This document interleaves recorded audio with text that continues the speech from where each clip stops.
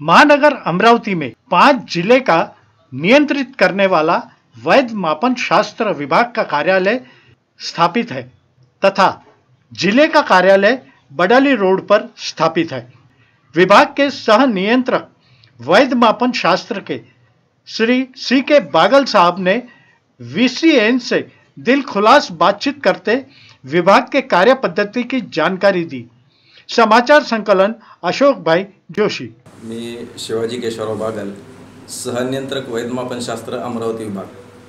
माझ्याकडे अमरावती, अकोला, यवतमाळ, बुलढाणा आणि वाशिम असे 5 जिल्हे माझ्याकडे आहेत। तर मी वैधमापनशास्त्र यंत्रणेचा 5 जिल्ह्याचा प्रमुख आहे। वैधमापनशास्त्र यंत्रणेचं मुख्य काम हे आहे की जे व्यापारासाठी जे वजन काटे वापरले जातात, वजन वापरले जातात, माप वापरले जातात, त्याची अचूकता राखणं हे आमचं पहिलं काम आहे खात्याचं। त्यासाठी प्रत्येक व्यापारी जो असतो त्याच्याकडचा काटा जो असतो वापरण्यात येणारा काटा तो दरवर्षी किमान 1 वेळा आमच्या खात्याकडून प्रमाणित करून घेतला पाहिजे असा नियम आहे।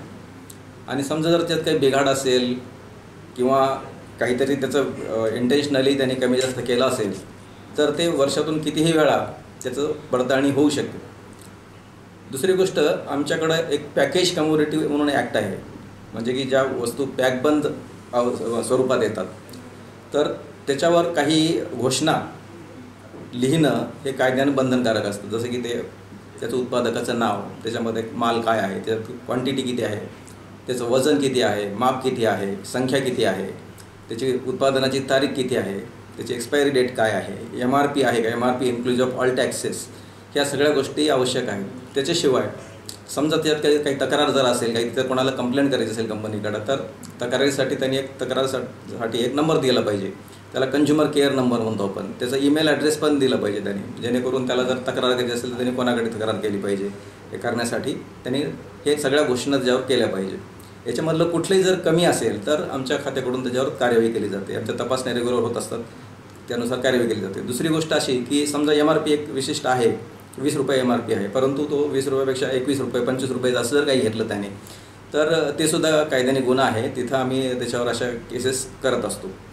आणि तसंच वजन काट्यामध्ये जर कोणी जर फेरफार केला आणि तशी तक्रार आली तर आम्ही तशा पण केसेस करतो। किंवा त्याला शॉर्ट डिलिव्हरी म्हणतो आपण, म्हणजे वजन देताना काहीतरी वजन काटा बरोबर आहे पण त्यांनी काही हातचलाकी करून जर कमी दिला माल, किंवा शेतकऱ्याकडून किंवा समोरच्या व्यक्तीकडून माल विकत घेताना त्यांनी काहीतरी करून हातचलाकी करून जर माल फसवणुकी करून जास्त घेतला तर तशी पण केस होत असते आमच्याकडं। त्याच्यानंतर आमचे जे वजन काटे हे जे विक्रीसाठी, दुरुस्तीसाठी आणि उत्पादन करण्यासाठी सुद्धा लायसन आमच्या खात्याकडून दिलं जातं। या तिन्ही गोष्टीसाठी विदाऊट लायसन जर कोणी विकत असेल, विदाऊट लायसन जर कोणी दुरुस्त करत असेल तर आमच्या खात्याकडून त्याच्यावर कार्यवाही केली जाते। तर आता काय झालं आहे, मार्केटमध्ये बऱ्याचदा काय होतं की ज्याला शासनाचं अप्रूव्हल नाही आहे, मान्यता नाही, असे काटे काही विकले जातात। म्हणजे चीनी माल विकत घेऊन ते असेंबल करून त्याचं स्वतःची काहीतरी लेबल लावून त्याच्यावर असा काटा विकला जातो। ॲक्च्युअली तो अनधिकृत काटा असतो, त्याच्यामध्ये त्याला आमची नेमप्लेट नसते, त्याच्यावर आमचा शिक्का नसतो। अशा वेळी ग्राहकाची फसवणूक होण्याची शक्यता असते। दुसरी गोष्ट म्हणजे जे आम्ही लायसन्सी आहेत आमचे, ज्यांना आम्ही लायसन दिलेले आहेत, त्यांचा जो बिझनेस आहे त्याच्यावर त्याचा परिणाम होतो, त्यांनाही पैसे मिळत नाहीत। तसंच शासनाला जो आमच्या पडताळणी फीसच्याद्वारे जो महसूल मिळतो तो शासनाला मिळत नाही। अशा प्रकारे या तिघांची पण फसवणूक होऊ शकतं। त्यामुळे आम्ही असे जे अनधिकृत विकणारे काटे आहेत किंवा वापरणारे आहेत अशावर सुद्धा आम्ही कार्यवाही करत असतो। आणि बऱ्याचदा आमच्याकडे तक्रारी येतात की बाबा हे दुधाची पिशवी आहे किंवा पाण्याची बाटली आहे, हे जास्त किमतीला आम्हाला विकल्या गेलेली आहे। तर असं जर तक्रार आली तर तक्रारीवर सुद्धा आम्ही त्याच्यावर कार्यवाही करतो आणि तक्रारदाराला त्याचं कळवतो सुद्धा की बाबा तुझ्या तक्रारीला कार्यवाही झालेली आहे। हे आमच्या एकंदरीत हे गोष्टी आहेत। दुसरी गोष्ट, काही जे उत्पादक असतात मोठे, जे पॅकर असतात, जे माल पॅक करून विकतात, तर तिथं आम्ही जाऊन त्यांचं नेट कंटेंट करतो, म्हणजे ते जे माल भरतात त्या पॅकेजमध्ये ते बरोबर आहे का नाही याच्यावर सुद्धा आमचं कंट्रोल असतं। तसंच हे जे गॅस सिलेंडर वगैरे जे असतात, ते जे आपल्याकडं जे घरगुती वापराचं सिलेंडर आहे त्याच्यात 14.2 किलो गॅस पाहिजे, निव्वळ गॅसचं वजन त्याचं पाहिजे, तर ते आहे का नाही हे सुद्धा आम्ही चेक करत असतो। आता ते कसं चेक करायचं, तर प्रत्येक जो डिलिव्हरी बॉय असतो त्यांनी त्याच्याकडे एक काटा ठेवणं आवश्यक असतं। आणि जर समजा समोरच्या व्यक्तीने जर डिमांड केली ग्राहकाने तर त्याला त्याचं वजन करून दाखवणं आवश्यक असतं। तर त्या सिलेंडरवर त्याचं सिलेंडरचं वजन किती लिहिलेलं असतं। म्हणजे सिलेंडर समजा 20 किलो वजन आहे आणि 14 32.2 किलो गॅसचं वजन, म्हणजे 32.2 जर त्याचं वजन आलं तर त्याचं वजन बरोबर आहे, अदरवाईज ते वजन कमी आहे असं त्याचा अर्थ होतो. तर हा तुमचा हक्क आहे. तसंच पेट्रोल पंपावर गेले तर तिथे एक आमचं माप ठेवलेलं असतं आणि ते माप तुम्हाला जर डाऊट आला, काही शंका आली की बाबा हे माप कमी देतोय, तर तुम्ही त्याला डिमांड करू शकता की मला ते माप दाखव म्हणून. तर माप चेक करायचा सुद्धा तुमचा अधिकार आहे. आम्ही पेट्रोल पंपाचं आमचं अधूनमधून त्याचं स्टॅम्पिंग तर असतंच दरवर्षाला एकदा किमान, पण मध्ये मध्ये मोहिमा असतात आमच्या, त्या मोहिमेवर आम्ही मधूनमधून अचानक सरप्राईज व्हिजिट करून ते चेक करत असतो. तसंच तुमचं जे गिरण्या असते, पिठाची गिरणी वगैरे आहे, तिथं तुम्ही जे दळून घेता, तर तुम्ही ते किलोवर पैसे घेतात किंवा घ्यायला पाहिजे किलोवर पैसे. बऱ्याचदा ते गिरणी चालक जो आहे ते काटा वगैरे ठेवत नाही, त्याच्यामुळे कधी कधी अशा तक्रारी असतात की आम्ही दळण ठेवलं होतं 5 किलो पण आम्हाला परत घेताना 4.5 किलोचं आलं, अशा तक्रारी असू शकतात. त्यासाठी तिथं काटा असणं आवश्यक आहे. जर काटा नसेल तर आम्ही कार्यवाही करतो. असं एकंदरीत आमचं हे डिपार्टमेंटचं काम चालू असतं.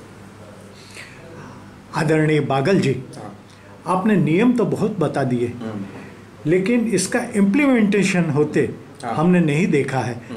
हमने देखा है कांटे में कुछ भी गोटा वोटा रख के, फतरा रख के वजन करके दे देते हैं.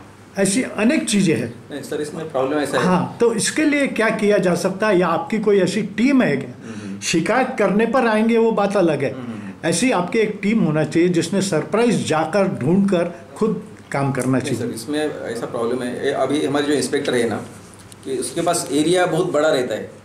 उसके पास इतना 2 तालुका का एक एरिया रहता है और उसके पास बहुत सारी बातें करना है. उसको रेगुलर स्टैंपिंग करना है. पेट्रोल पंप का भी है, बड़े कांटे जो है अपना वेबरी जिसको बोलते हैं, जो ट्रक के कांटे हैं उसको भी चेक करते हैं हम. फिर ये पैकेज कम्युनिटी के केसेस भी करते हैं. फिर उसमें वो उसको कोर्ट केस भी रहता है. तो बहुत सारे काम होने से उसको थोड़ा सा लिमिटेशन आता है. लेकिन हम कभी कभी वो कैंपेन निकालते हैं, जैसे कि अभी दिवाली आ रही है, वो पीरियड में स्पेशल ड्राइव रहते हैं हमारे, जो भी सोने चांदी की दुकान है, मेवा मिठाई है, ये जो है ना, ऐसे स्पेशल ड्राइव रहते हैं, तब हम वो ऐसे केसेस करते हैं. और ये रेगुलर चलने वाला प्रोसेस है. अभी जो आप जो बोल रहे हैं पत्थर का वगैरह जो रखते हैं वो बराबर है, सही बात है. लेकिन अभी वो क्या है, वो जो वीकली मार्केट रहता है वहाँ पे वो करते हैं. लेकिन उसमें ऐसा है कि ठीक है यूज़ करते हैं, लेकिन ऐसा तकरार तो कभी नहीं आता कि भाई उसमें कम आता है, क्योंकि वो जो शेतकरी का जो माल रहता है वो तो कभी उनका कम देने का इंटेंशन कभी रहता नहीं है. अभी वो इसलिए यूज़ करते हैं कि कभी वो गुम जाता है वो, इसलिए वो मैक्सिमम टाइम ऐसा पाया गया है कि वो जो बाट है वो उसको संभालने नहीं जाता, मिसप्लेस होते रहता है. इसलिए वो कभी कभी पत्थर यूज़ करते हैं. वो गलत है यार, वो ऐसा सही नहीं है. उसको जब्त करके हम करते हैं, लेकिन मैं बोला ना वो मैन पावर का थोड़ा प्रॉब्लम है.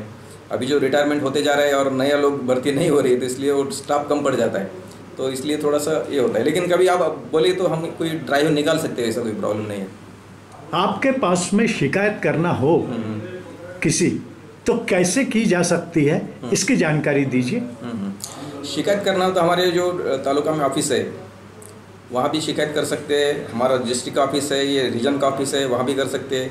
हमारा एक वेबसाइट है, वेबसाइट पे भी शिकायत कर सकते हैं. ईमेल पर शिकायत कर सकते हैं, व्हाट्सअप पर, बहुत सारे उसमें पर्याय है, कहीं भी कर सकते हैं.